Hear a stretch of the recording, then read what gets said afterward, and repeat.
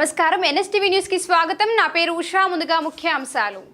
Doctor BR Ambedkar Konaseema జిల్లా కొత్తపేట మండలం మందపల్లి గ్రామంలో వేంచేసి ఉన్న శ్రీ మందేశ్వర స్వామి వారి దేవస్థానం నందు గోదావరి పుష్కరములు 2027 సందర్భంగా భక్తుల సౌకర్యార్థం తైలాభిషేక మండప నిర్మాణం మరియు అన్నప్రసాద భవనం నిర్మాణ పనులను క్షేత్రస్థాయిలో పరిశీలించడానికి శుక్రవారం ఉదయం 8:30 ఆంధ్రప్రదేశ్ రాష్ట్ర దేవాదాయ ధర్మాదాయ శాఖ కమిషనర్ కె రామచంద్రమోహన్ దేవస్థానంకు విచ్చేసి తొలుత సదరు నిర్మాణ పనులు జరుగు స్థలమును పరిశీలించి దేవాదాయ ధర్మాదాయ శాఖ ఇంజనీరింగ్ అధికారులకు తగు సూచనలు చేసి ఉన్నారు.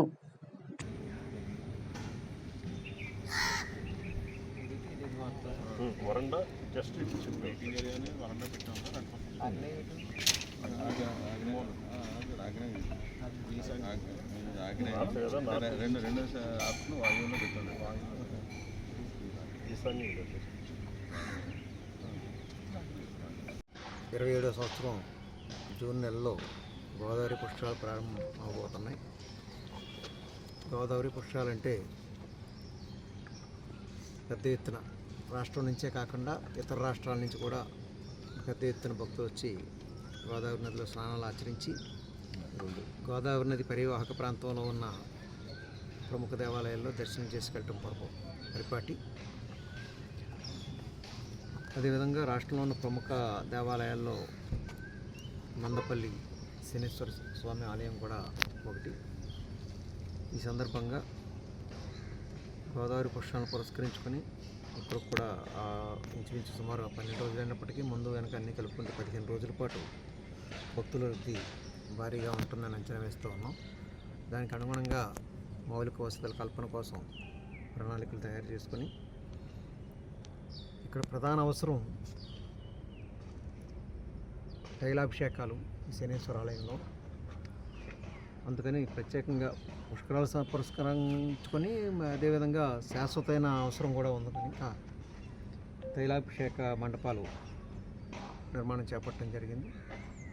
దీనికోసం దేవాదాయ శాఖ కామన్ గుడ్ ఫండ్ నుంచి 3 కోట్ల రూపాయలు శాంక్షన్ చేయడం జరిగింది. దాదాపు 6,500 అడుగుల విస్తీర్ణంలో 2 అంతస్తులతో ఈ నిర్మాణం చేపట్టడం జరిగింది. టెండర్ ప్రక్రియ కూడా పూర్తి చేసుకుని వర్క్ కూడా గ్రౌండ్ చేయటం, ఇప్పటికే ఫౌండేషన్ వర్క్ కూడా కంప్లీట్ అయింది. వర్క్ ప్రోగ్రెస్ బాగుంది. డిసెంబర్ నాటికి ఈ నిర్మాణం పూర్తవుతుంది. గోదావరి పుష్కరాల కంటే బాగా ముందుగానే అందుబాటులోకి వస్తుంది. అదేవిధంగా అన్నదానం కూడా ప్రస్తుతం ఇక్కడ ఒక తాత్కాలికమైన ఒక షెడ్లో అన్నదానం కార్యక్రమం నిర్వహించడం జరుగుతుంది. దానికి కూడా ఒక డైనింగ్ హాల్ ప్రత్యేకంగా దానికోసం 1,20,00,000 రూపాయలు కామన్ గుడ్ ఫండ్ నుంచి శాంక్షన్ చేయడం జరిగింది. అది కూడా త్వరలోనే డిసెంబర్ నాటికి దాని నిర్మాణం కూడా పూర్తి చేస్తాం. పుష్కరాలు సందర్భంగా దేవాదాయ శాఖలో నిర్వహిస్తున్న పనులన్నీ కూడా ముందుగానే ప్రణాళికాయుతంగా ముందుగానే ప్రారంభించడం జరిగింది. పుష్కరాలకి అంటే బాగా ముందుగానే ఇవన్నీ కూడా పూర్తి చేయడం జరుగుతుంది. Okay, thank you.